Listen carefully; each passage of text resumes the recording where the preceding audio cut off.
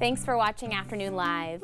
Local Oregon strawberry season is upon us, so let's get ready to enjoy them with a recipe that is sure to impress. We welcome back professional baker and our friend Megan Diaz. Hello. It's always so great to see you. Good to see you too. How gorgeous does this look? You know, strawberry season is just the best in Oregon. It is the best. So, and it just like is that once it starts, you know, the rest of the lovely fruits and veggies are soon to follow. So I think it's just a great way to start the spring. And you're all about really simple recipes that let your ingredients shine. And this is the perfect. Yeah.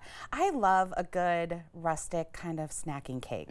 They're super easy to put together, but they're still you know, impressing, and so that you can bring it to a party and people are still going to love it. Totally. But it also is not like you're in the kitchen slaving away for hours now you're to talking. put something together. So this is a strawberry spelt cake. Spelt cake, today, yeah. okay? So we're going to highlight some spelt flour in this one too.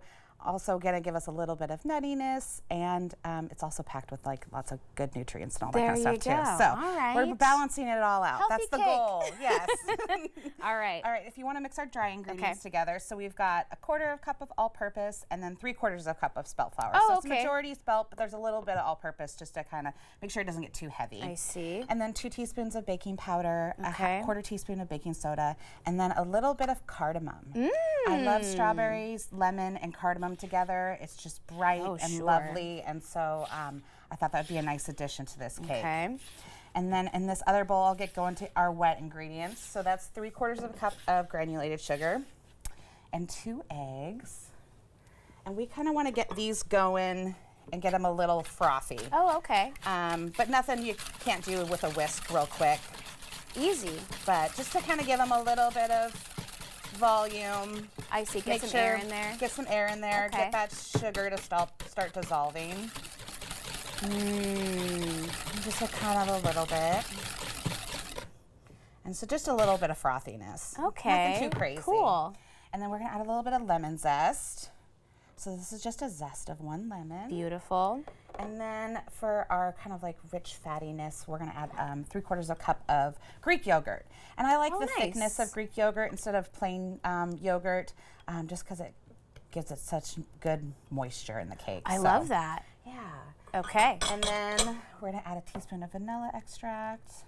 This is so easy. It's so easy. 2 bowls. No machinery. Just a whisk. And then 1/2 cup canola oil. You can use olive oil. It's just going to change the flavor a little bit. Sure. I thought it was a little overpowering. Kind of I wanted to let the strawberries and the lemon and all that kind of stuff shine. So that's why I used canola oil this time. Or if you want to use grapeseed, whatever you've got. Okay. So no. All right, and once that comes together, we'll add that to our dry ingredients. Put that in there. I love when you can just dump it all in at one time. It makes it so easy. So easy. Yep, comes together real quick. And then when you're using spelt flour versus all-purpose flour, how are you navigating the measurements for that? Because sometimes can it be like a 1-to-1 switch? It can be. Sometimes you need to, it depends on the scenario. Like with cookies and stuff like that, I feel like it's a really great 1-to-1 switch. With cakes, sometimes I have to add a little bit of extra leavening. So that's why I added a little bit of baking soda to it, just to kind of help give it some rise so there's not too much density. But spelt's pretty forgiving, which is really great. So I feel it's a little bit easier to substitute than whole wheat flour is.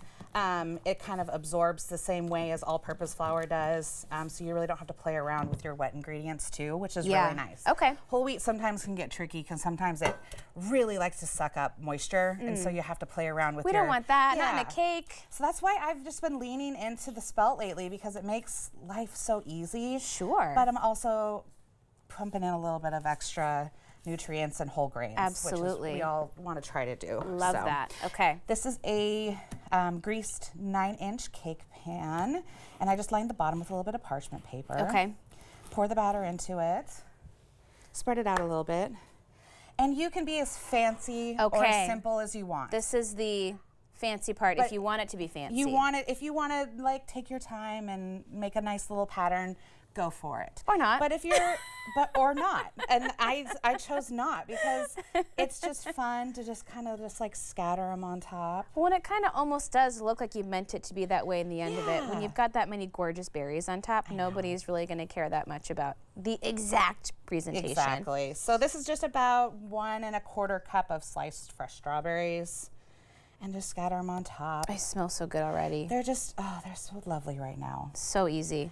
And then this gets baked at 350 for about 45 to 55 minutes. Okay. Just until a toothpick inserted into the center comes out clean. Okay. And then I just wanted to add a little bit more lemon on top. So I made a lemon honey glaze to brush on top when it comes right out of the oven. And then it just kind of like soaks into the cake a little bit. And then let it cool to room temperature. Because this does look nice and shiny over here as you've got one ready for me to taste. So it's beautiful on its own, but if you want to do a little bit of whipped cream or some vanilla ice cream to make it really a dessert, but oh gosh, that's so good. it's so nice just to keep on the countertop and snack. I love it. Well, I love it when it's not overpowering sugar sweet. You really can taste the berry and the lemon and all the things that are supposed to be shining in there get to come through. Yeah. Thank you so much. Thank you. It's always such a treat. Okay, we'll have more information on our website at katu.com. We'll be right back with more Afternoon Live right after this.